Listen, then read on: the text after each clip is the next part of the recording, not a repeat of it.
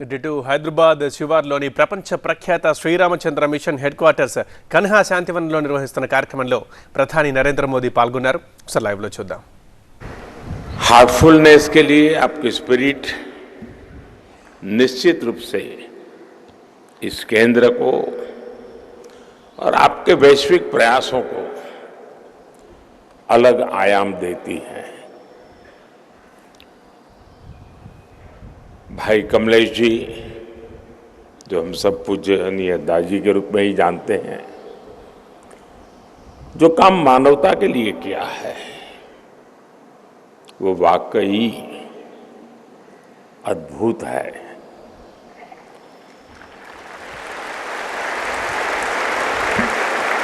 उनके इस योगदान को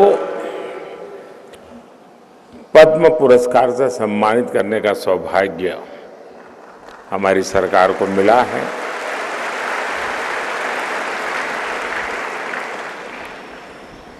और इन दिनों पद्म पुरस्कारों की परंपरा हमने ऐसी बनाई है कि उसके कारण पुरस्कार स्वयं ही सम्मानित हो जाते हैं.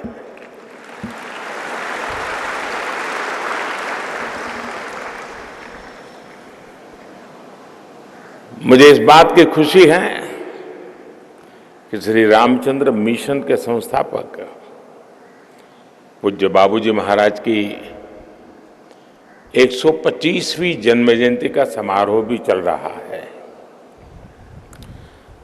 साथियों, कान्हा शांतिवनम को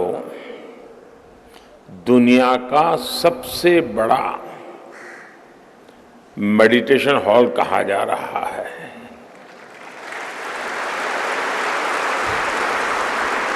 जब इस हॉल में 1 लाख लोग एक साथ ध्यान लगाएंगे तो जो ऊर्जा यहां पैदा होगी उसका अंदाजा लगाया जा सकता है.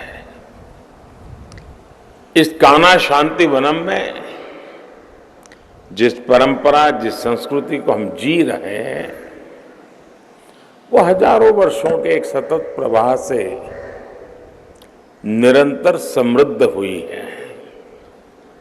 इसमें हमारे संतों की, हमारे तपस्वियों की समृद्ध परंपरा का, समृद्ध विरासत का और अथक एक निष्ठ प्रयासों का प्रतिबिंब है. कान्हा शांतिवनम इसी परंपरा को आगे बढ़ा रहा है. आज आपके प्रयासों से 160 से ज्यादा देशों के लोग सहज मार्ग पद्धति से योग को अपनाए हुए हैं. जो सच्चा साधक है उसे आप पूरी निष्ठा से योग और ध्यान से परिचित कराते हैं. ये मानवता की बहुत बड़ी सेवा है. हर ध्यान, हर घर ध्यान, हर दिल ध्यान,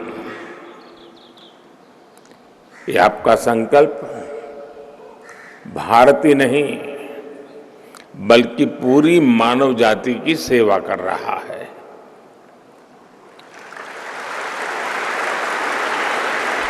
पूज्य लाला जी, पूज्य बाबू जी,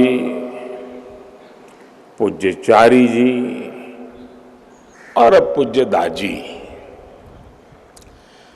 ज्ञान और ध्यान की एक निर्मल धारा है जो यहां निरंतर प्रवाहित होती रही है. दुनिया में भली भांति के अधिकारों की चर्चा होती है, लेकिन बाबूजी मानते थे कि चेतना का विकास हर व्यक्ति का जन्मसिद्ध अधिकार है. और दादी की विनम्रता के तो हम सभी कायल हैं, कहीं रास्ते में मिल जाए तो पता नहीं चलेगा ये वो महापुरुष है।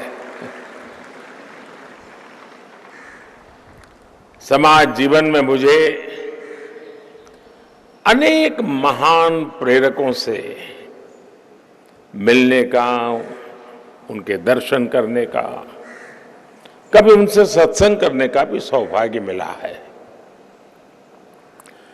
और मैं आज कह सकता हूं कि उसमें दास जी भी एक है।